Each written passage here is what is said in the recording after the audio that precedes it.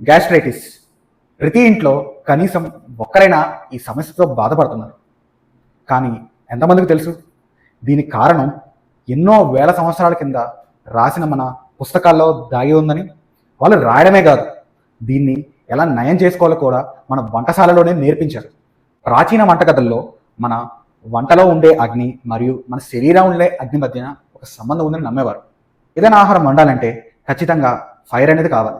అలాగే మనం తిన్న ఏ ఫుడ్ అయినా డైజెషన్ అవ్వాలంటే ఫైర్ అనేది కావాలి. దాన్ని డైజెస్టివ్ ఫైర్ అని అంటున్నాం.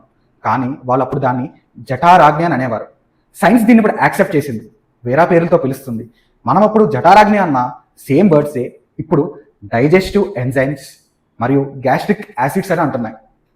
గ్యాస్ట్రిక్ యాసిడ్స్ మరియు డైజెస్టివ్ ఎంజైమ్స్ ఇంబ్యాలెన్స్ అయితే మీకు గ్యాస్ట్రిక్ ఇష్యూస్ వస్తాయని ఇప్పుడు చెప్తున్నాయి.